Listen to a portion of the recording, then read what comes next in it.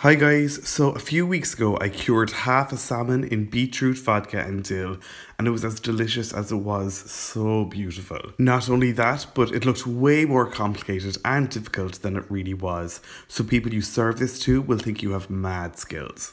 Start off by taking about 200 grams of raw beetroot and peeling them. You might want to use rubber gloves or CSI gloves because this really does stay in your hands. But if you're like me and you've got nowhere fancy to go in the next few days, you can just forget it. Once the beetroot is peeled, you might as well just go chop it up coarsely, just to give a helping hand to your blender or processor or whatever that you're using to blitz all this up. I'm using the largest jug for my NutriBullet, but whatever you use yourself will be fine. Next, I'm adding a really big bunch of fresh dill. That's 60 grams there. Then I added 50 milliliters of vodka, nothing fancy at all.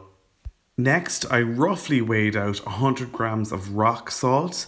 You could probably use whatever salt you wanted. Sea salt flakes would be really good, but the Jamie Oliver recipe that I'm following required 100 grams of rock salt, so I happened to have it in the house, so I said I'd use it. But if I didn't have it in the house, I would definitely be using sea salt flakes. That's a little over 100 grams, but it's no big deal, just re-zero your scale.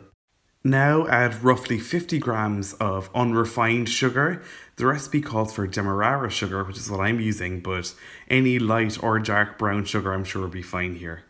Re-zero the scale again and add roughly 50 grams of horseradish sauce.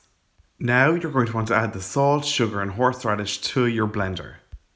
Now take a lemon and finely grate the zest from it with a microplane grater. Add that to the blender too, then seal it up and blitz until smooth. I'm using my NutriBullet here, which is really powerful and blitzed everything to a fine puree. But if all you have is a food processor and it is a lot more coarse, don't worry about it, it'll still do the same job. Now lay your fresh salmon side out on a tray and make sure you go over it to check for pin bones, and any you find, you remove them. Flip the salmon over so that it's skin side up, and pour a little bit of your beetroot mixture over the skin. Rub it in so that it's covering the skin and flip it back over so that it's skin side down. Now pour the rest of the beetroot mixture over the salmon. Now this is going to need to be weighed down, so I took another baking dish, roughly the same size but smaller. But before I sat it on the salmon, I really loosely covered the salmon with a layer of cling film. Then I sat the glass dish on top of it, and then I tightly sealed the whole thing with a few layers of cling film to make sure that air wasn't getting into it. Then I just sat in the fridge for 2 days. 2 days later, remove all the cling film and whatever you're using to weigh it down, and pour off all that excess beetroot and vodka juice. Then it should look like this, so mop it down with a load of kitchen towel to make sure that it's really dry and to make sure that you mop up all of that curing beetroot liquid. Now take a clean tray long enough to fit the salmon. Lay a sheet of cling film over the bottom of it. Now lift the salmon so that it's sitting skin side down on the cling film. Dab the skin with more kitchen towel to mop up all that curing liquid. Now fold over the cling film and maybe add more to make sure that it's completely covered. Now this can be sliced up and served right now, or it can last up to 2 weeks in the fridge covered in cling film. Whenever you do want to serve it, just take it out, unwrap it and slice it really thinly on the diagonal, a bit like pre-sliced smoked salmon. And just when you come to the skin, give it a little kink up.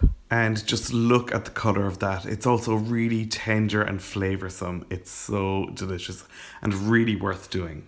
It would be so fantastic as a canapé or a starter for a dinner party because it can be all made ahead and people will be so impressed when they see it. Here I mixed 3 parts sour cream with 1 part horseradish sauce, spread it on some crusty brown bread and laid the cured salmon on top of it, and it was so delicious. I'm just so sorry I didn't have some extra fresh dill to garnish each of them with. Thanks many for watching guys, I hope you liked this video. If you did, be sure to hit the like button below and the subscribe button to subscribe to my YouTube channel. You can check me out on social media as well. You can find all the links to my accounts in the description below, as well as the link to my blog where you'll find this full recipe at www.rookiecook.org.